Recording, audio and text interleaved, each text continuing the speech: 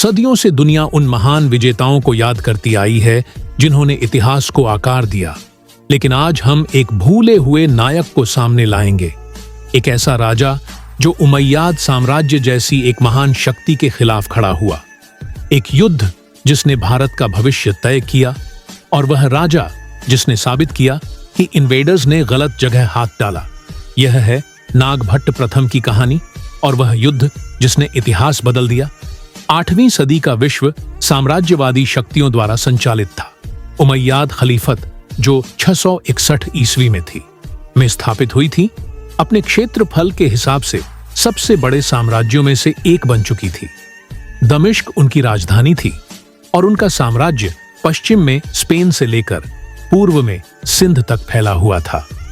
712 ईस्वी में मोहम्मद बिन कासिम की अगुवाई में अरबों ने सिंध पर आक्रमण किया और राजा दाहिर को पराजित कर दिया। इस प्रकार भारतीय उपमहाद्वीप में इस्लामिक आक्रमण की शुरुआत हुई। उनका उद्देश्य स्पष्ट था, विस्तार, आस्था और सत्ता।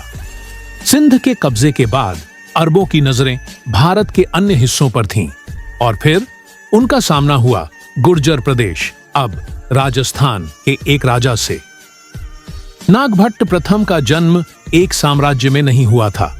वह भारत के एक छोटे से क्षेत्रीय शासक थे, जहां स्थानीय राजा छोटे छोटे क्षेत्रों में शासन करते थे।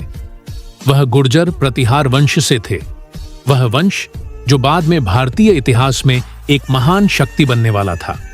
राजस्थान के जोधपुर के पास स्थित नागभट्ट प्रथम ने स्थानीय राजाओं को एकजुट किया, मित्रता बनाई और अपनी सेना को तैयार किया ताकि वह बाहरी खतरों से लड़ सके। लेकिन वह नहीं जानते थे कि उनका सबसे बड़ा परीक्षण किसी और भारतीय साम्राज्य से नहीं, बल्कि एक साम्राज्य से होने वाला था जो अफ्रीका और यूरोप से लेकर एशिया तक फैला हुआ था।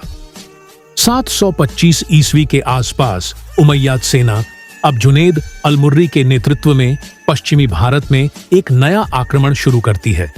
जुनेद, जो सिंध का गवर्नर था, का उद्देश्य स्पष्ट था, उमैयाद साम्राज्य का विस्तार करना। अरब सेना ने राजस्थान और गुजरात के कुछ हिस्सों को जल्दी ही कब्जे में ले लिया, लेकिन जब वे नागभट्ट के इलाके तक पहुंचे तो उनकी बढ़त रुक गई। यहां खड़ा था एक राजा जो सरेंडर करने को तैयार नहीं था। युद्ध के विवरण बहुत सीमित हैं, लेकिन राजतरंगिणी और अरबी ऐतिहासिक स्रोतों से प्राप्त जानकारी के अनुसार इस संघर्ष में घमासान युद्ध हुआ। नागभट्ट प्रथम ने अपनी सेना के साथ रेगिस्तान की धरती को अच्छी तरह से समझा और गुरिल्ला युद्ध रणनीतियों का सहारा लिया। अरब सैनिक, जो बड़े पैमाने पर मुकाबले के आदी थे, नागभट्ट की चालों से अनजान थे। इस युद्ध में उमैयाद सेना को करारी हार का सामना करना पड़ा। नागभट्ट की जीत ने पूरे क्षेत्र में हलचल मचा दी। अरबों की मध्य भारत में विस्तार की योजना को झटका लगा।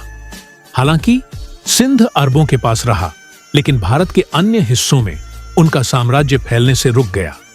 नागभट्ट ने अवंती, अब उज्जैन में अपनी राजधानी स्थापित की और अपनी शक्ति को मजबूत किया। उनका साम्राज्य बाद में गुर्जर प्रतिहार साम्राज्य के रूप में फला फूला, जो अगले 200 वर्षों तक भारत में एक रक्षा की दीवार की तरह खड़ा रहा। नागभट्ट प्रथम शायद उतने प्रसिद्ध नहीं है जितने कि छत्रपति शिवाजी महाराज, पृथ्वीराज चौहान या महाराणा प्रताप, लेकिन उनका योगदान भारतीय संस्कृति और संप्रभुता को बनाए रखने में अत्यधिक महत्वपूर्ण था। उनकी जीत ने भारत को सांस्कृतिक और सैन्य रूप से पुनः तैयार होने का समय दिया। उनका साम्राज्य भारतीय राजनीति, कला और रक्षा में अगले कई दशकों तक प्रभावी रहा। फिर भी वह इतिहास में अधिकतर भूले गए हैं। इतिहास अक्सर विजेताओं को याद करता है, लेकिन हमें रक्षकों को भी याद रखना चाहिए, वे जिन्होंने खड़ा होकर दूसरों को खड़ा होने का मौका दिया। नागभट्ट प्रथम ऐसे ही भारत के रक्षक थे, एक ऐसा आदमी जिसने साहस, रणनीति और अपनी दृढ़ इच्छा शक्ति से एक साम्राज्य के खिलाफ मोड़ लिया। आइए उन्हें न भूलें और उन्हें सलाम करें, क्योंकि कभी कभी यह नहीं कि आप कितना भूमि पर कब्जा करते हैं, बल्कि यह है कि आप अपनी धरती की कितनी रक्षा करते हैं।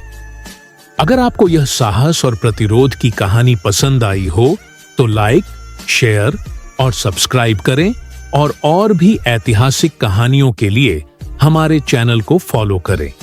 हमें कमेंट में बताएं कि अगला कौन सा भूला हुआ नायक हम कवर करें। जय हिंद।